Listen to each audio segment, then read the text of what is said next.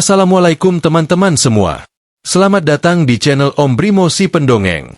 Tempat di mana setiap kisah punya makna. Dan setiap makna bisa jadi pelajaran untuk hidup kita. Sebelum kita mulai ceritanya, jangan lupa untuk tekan tombol subscribe. Nyalakan loncengnya juga. Supaya kalian gak ketinggalan kisah-kisah baru dari Om Brimo. Karena di sini, setiap cerita bukan sekadar dongeng, tapi cermin kehidupan. Yang bisa membuat kita merenung, tersenyum, kadang juga meneteskan air mata. Jadi, duduk yang nyaman ya, karena kali ini, Om Brimo akan segera masuk ke dalam ceritanya. Pagi itu, Prambanan, Sleman, Yogyakarta. Langit tampak teduh. Matahari baru saja naik perlahan dari balik Gunung Merapi. Suasana di sekitar perlintasan sebidang antara stasiun Prambanan dan stasiun Maguwo terlihat seperti biasanya. Ramai namun tenang. Beberapa warga melintas dengan motor, sebagian menuntun sepeda, dan tak jauh dari sana sebuah mobil putih terlihat menunggu giliran menyeberang rel. Namun siapa sangka, ketenangan pagi itu berubah menjadi kepanikan dalam hitungan detik. Tepat pukul 10:35, suara klakson panjang kereta terdengar memecah udara. Suara yang biasanya menjadi tanda peringatan, kini menjadi pertanda bahaya yang datang begitu cepat. Dari arah timur, melaju dengan kecepatan tinggi, kereta api Bangunkarta dengan nomor KA 161. Kereta kebanggaan yang melayani rute Surabaya menuju Jakarta.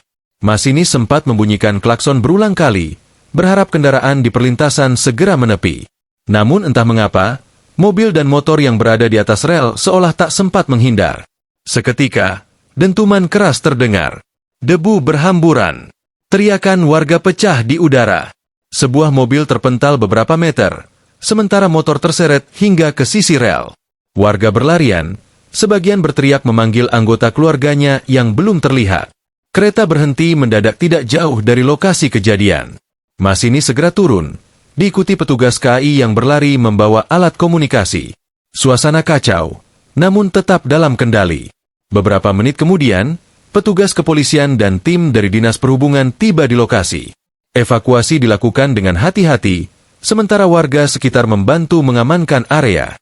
Beruntung, seluruh awak dan penumpang KA 161 Bangunkarta dilaporkan dalam kondisi selamat dan aman.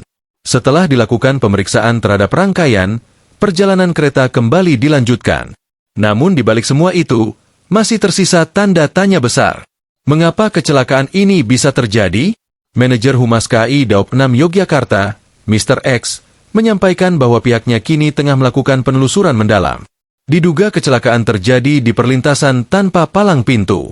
Beberapa saksi mata mengatakan, mobil sempat berhenti di atas rel, mungkin karena panik melihat kereta yang datang. Motor di belakangnya tak sempat mengerem, dan tragedi pun tak terhindarkan. Om Brimo ingin mengingatkan satu hal. Perlintasan kereta bukan tempat untuk mengambil risiko. Setiap klakson, setiap tanda lampu, setiap peringatan, bukan sekadar suara bising. Itu adalah sinyal kehidupan. Sebuah peringatan agar kita berhenti, menunggu, dan memberi jalan. Berapa banyak kisah sudah kita dengar, berapa banyak nyawa melayang hanya karena tergesa menyeberang rel. Dan hari ini, di Prambanan, kisah itu kembali terulang. Semoga kejadian ini menjadi pelajaran berharga bagi kita semua. Bagi para pengendara, berhentilah sejenak di depan rel. Lihat kanan dan kiri. Dengarkan suara peringatan. Karena sesungguhnya, satu detik berhenti bisa menyelamatkan nyawa yang tak ternilai. Saya, Om Brimo si Pendongeng, selalu percaya.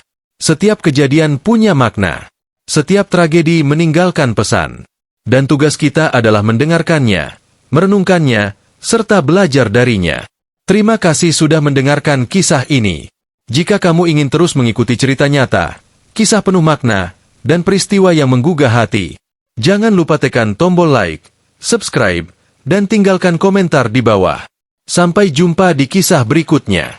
Tetap waspada, tetap peduli, dan jangan lupa, keselamatan selalu di atas segalanya. Om Brimo si Pendongeng.